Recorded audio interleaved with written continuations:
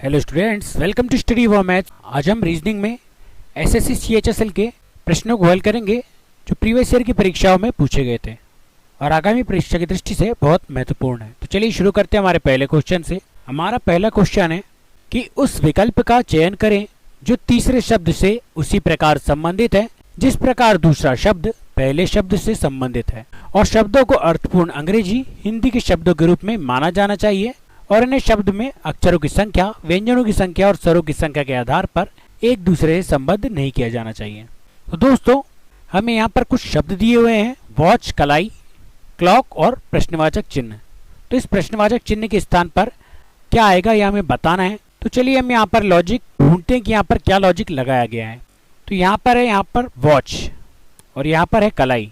तो वॉच जो होती है दोस्तों वो कहाँ पहनी जाती है, वह कलाई पर पहनी जाती है। और यहाँ पर दिया है दोस्तों हमें क्लॉक। तो क्लॉक कहाँ पर टांगी जाती है, अर्थात उसका कौन सा स्थान है जहाँ पर वह रखी जाती है। तो क्लॉक को दीवार पर टांगा जाता है दोस्तों। तो यहाँ पर क्वेश्चन मार्क के स्थान पर क्या आ जाएगा, यहाँ पर क्वेश्चन मार्क के स्थान पर आ जाएगा दीवार। और इस प्रकार हमारा ऑप्शन नंबर 3 बिल्कुल करेक्ट हो जाएगा। चलिए बढ़ते हैं हमारे नेक्स्ट क्वेश्चन की तरफ। हमारा नेक्स्ट क्वेश्चन है कि दिए गए पैटर्न का ध्यानपूर्वक अध्ययन कीजिए और उस संख्या का चयन कीजिए जो उसमें प्रश्नवाचक चिन्ह को प्रतिस्थापित कर सके। तो दोस्तों हमें यहाँ पर कुछ पंक्तियां दी हैं, पहली पंक्ति, दूसरी पंक्ति और तीसरी पंक्ति, जिनमें कुछ संख्याएं हमें दी हुई हैं। पहली पंक्ति में दी हुई संख्या है 16, 12, 48, दूसरी पंक्ति में 9, 8, 24 और तीसरी पंक्ति में 4, 24 और प्रश्नवाचक चिन्ह। तो इस प्रश्नवाचक चिन्ह का स्थान पर क्या आएगा यह हमें बताना है। तो चलिए पहली पंक्ति सबसे पहले हम चेक करते हैं कि इसमें क्या लॉजिक लगाया गया है। यहाँ पर है 16, यहाँ पर है 12 और यहाँ पर है 48। तो यहाँ पर 16, 12 से 48 कैसा आया है दोस्तों, चलिए चेक करते हैं। तो यहाँ पर 16 है दोस्तों और 16 एक वर्ग संख्या है। तो 16 किसका वर्ग है दोस्तों, 16 वर्ग है 4 का, 4 चौके 16। और यदि 4 में हम इस 12 का गुणा कर दें तो यहाँ पर कितना होता है दोस्तों, 12 चौके होता है 48। तो यहाँ पर तो लॉजिक काम कर रहा है दोस्तों। अगली पंक्ति में चेक करते हैं। तो यहाँ पर 9 है दोस्तों, 9 भी एक वर्ग संख्या है। तो 9 किसका वर्ग है दोस्तों, 9 है 3 का वर्ग, 3 तिया 9। और यदि इस 3 में हम 8 का गुणा करें तो यहाँ पर कितना होता है दोस्तों, यहाँ पर हो जाएगा 24, 8 तिया 24। अब अगली हम पंक्ति चेक करते हैं दोस्तों, 4। तो 4 यहाँ पर किसका वर्ग है, 4 यहाँ पर वर्ग है 2 का, 2 दूनी 4। और यदि इस 2 में हम इस 24 का गुणा करें तो 24 दूनी कितना होता है, 24 दूनी होता है 48। और यही 48 हमारा करेक्ट आंसर हो जाएगा। इस प्रकार हमारा ऑप्शन नंबर 2 बिल्कुल राइट हो जाएगा। तो यहाँ पर सिंपल सा लॉजिक लगाया गया था दोस्तों कि पहली संख्या जो किसी न किसी का वर्ग होती है तो उस वर्ग संख्या में बाद वाली संख्या का गुणा किया गया और गुणा करके जो संख्या आई वह यहाँ पर तीसरे स्थान पर लिख दी गई है। बढ़ते हमारे नेक्स्ट क्वेश्चन की तरफ। हमारा नेक्स्ट क्वेश्चन है कि जब दर्पण को निम्नांकित चित्र के अनुसार एक्स वाई पर रखा जाता है तो दिए गए संयोजन का सही दर्पण प्रतिबिंब चयनित कीजिए। तो दोस्तों यहाँ पर ये एक्स वाई है जिसमें एक चित्र जो है यह L से लेकर 9 तक का जो चित्र है यह रखा जाता है। और इस दर्पण, ये जो एक्स वाई दर्पण है, इसमें इस चित्र का क्या प्रतिबिंब बनेगा यह हमें बताना है। यहाँ पर यह पिक्चर जो है दोस्तों ये सीधी है। अब इसका उल्टा प्रतिबिंब कैसा बनेगा दर्पण में, इसके ठीक विपरीत। तो चलिए देखते हैं कैसे।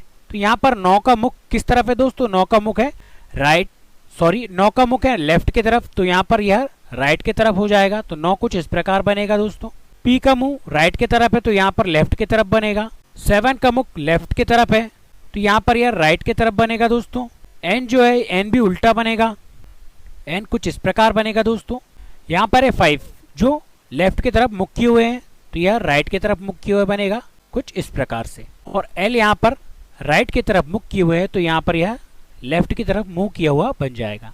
और इस प्रकार हमारा ऑप्शन नंबर 2 जो दिखाई दे रहा है वह बिल्कुल करेक्ट हो जाएगा। हमने जो आंसर निकाले हैं दोस्तों उस प्रकार का आंसर हमें सिर्फ ऑप्शन नंबर 2 में दिखाई दे रहा है और यही हमारा बिल्कुल करेक्ट आंसर होगा। इसका दर्पण प्रतिबिंब कुछ इस प्रकार बनेगा। बढ़ते हैं हमारे नेक्स्ट क्वेश्चन की तरफ। हमारा नेक्स्ट क्वेश्चन है कि निम्नलिखित में से कौन सी संख्या दी गई श्रृंखला में प्रश्न चिन्ह को प्रतिस्थापित करेगी। तो यहाँ पर है दोस्तों 1778, 1609, 1405, 1344 और 1244। और यह प्रश्नवाचक चिन्ह है जिसके स्थान पर आने वाली संख्या का हमें पता लगाना है। तो चलिए यहाँ पर हम लॉजिक ढूंढते हैं कि यहाँ पर संख्याओं के मध्य क्या लॉजिक लगाया गया है। तो यहाँ पर है दोस्तों 1778 और यहाँ पर है 1609। तो 1778 में से क्या घटाया गया कि 1609 आया है दोस्तों। तो 1778 में से, तो जब 1778 में से 1609 को घटाया गया तो हमें कितना प्राप्त हो गया, हमें प्राप्त हो गया 169। अब ठीक इसी प्रकार 1609 में से 1465 को भी घटा लेते हैं तो इनके बीच का भी डिफरेंस हमें पता चल जाएगा। तो यहाँ पर जब हमने 1609 में से 1465 को घटाया तो हमें प्राप्त हो गया 144। कितना प्राप्त हो गया दोस्तों, 144। अब ठीक इसी प्रकार इसको कंटिन्यू करते हैं। तो 1465 में से हमने 1344 को घटाए तो हमें कितना प्राप्त हो गया दोस्तों, हमें प्राप्त हो गया 121। और जब 1344 में से 1244 घटाया गया तो हमें कितना प्राप्त हो जाएगा, हमें प्राप्त हो जाएगा 100। तो आप देख सकते हैं दोस्तों यह सभी वर्ग संख्याएं हैं, अर्थात यह किसी न किसी का वर्ग है। जो 169 यह किसका वर्ग है दोस्तों, यह है 13 का वर्ग। 144 किसका वर्ग है, 144 है वर्ग 12 का। 121 वर्ग है 11 का। 100 वर्ग है 10 का। तो अगली संख्या जो होगी दोस्तों वह किसका वर्ग होगी, वह होगी 9 का वर्ग। और 9 का वर्ग कितना होता है, 9 का वर्ग होता है 81। अर्थात यदि हम इस 1244 में से 81 को घटाएं तो हमें कितना प्राप्त होगा दोस्तों, हमें प्राप्त हो जाएगा 1163। कितना प्राप्त हो जाएगा दोस्तों, 1163। और यही 1163 हमारा आंसर हो जाएगा। तो इस प्रकार हमारा ऑप्शन नंबर 4 जो होगा वह बिल्कुल करेक्ट हो जाएगा। हमारा आंसर क्या हो जाएगा दोस्तों, हमारा आंसर हो जाएगा 1163। बढ़ते हैं हमारे नेक्स्ट क्वेश्चन की तरफ।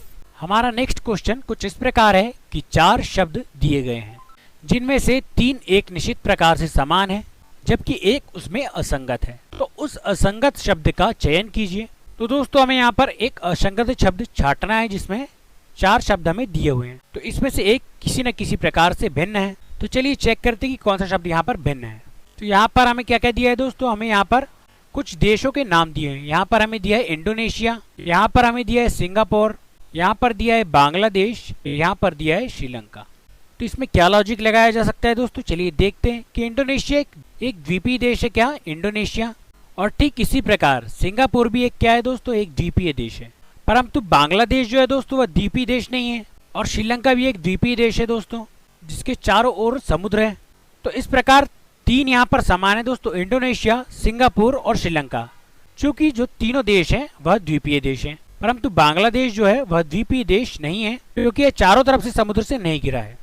तो इस प्रकार हमारा आंसर क्या हो जाएगा, हमारा आंसर हो जाएगा ऑप्शन नंबर 3 बांग्लादेश जो असंगत है। चलिए बढ़ते हैं हमारे नेक्स्ट क्वेश्चन की तरफ। हमारा नेक्स्ट क्वेश्चन है उस विकल्प का चयन करें जो तीसरी संख्या से ठीक उसी प्रकार से संबंधित है जिस प्रकार से दूसरी संख्या पहली संख्या से संबंधित है। तो हमें यहाँ पर कुछ संख्याएं दी गई हैं जिसमें 18 है, 163 है, 24 है और इस प्रश्नवाचक चिन्ह के स्थान पर क्या आएगा इसका हमें पता लगाना है। तो चलिए इस प्रश्नवाचक चिन्ह के स्थान पर क्या आएगा हम पता लगाते हैं। तो सबसे पहले हम संख्याओं को चेक करते हैं कि यहाँ पर क्या संबंध हो सकता है। यहाँ पर है दोस्तों 18 और यहाँ पर है 163। तो इनके बीच में क्या संबंध हो सकता है दोस्तों, तो यदि हम 18 का यहाँ पर वर्ग कर देखें तो 18 का वर्ग यदि हम करते हैं तो 18 का वर्ग होता है 324। कितना होता है दोस्तों, 324। और यदि 324 में हम 2 का भाग दें तो कितना हो जाएगा दोस्तों, यहाँ पर हो जाएगा 162। कितना हो जाएगा दोस्तों, 162। और इस 162 में यहाँ पर अगर 1 जोड़ा जाए तो यहाँ पर कितना हो गया दोस्तों, यहाँ पर हो गया 163। तो यह लॉजिक यहाँ पर लगाया गया है दोस्तों। चलिए यहाँ पर 24 को भी इसी प्रकार सॉल्व करते हैं। तो 24 का हम सबसे पहले वर्ग करते हैं। तो 24 का वर्ग क्या होता है दोस्तों, 24 का वर्ग होता है 576। कितना होता है दोस्तों, 576। और जब 576 को हम 2 से डिवाइड कर लेंगे तो हमें यहाँ पर कितना प्राप्त हो जाएगा, हमें प्राप्त हो जाएगा 288।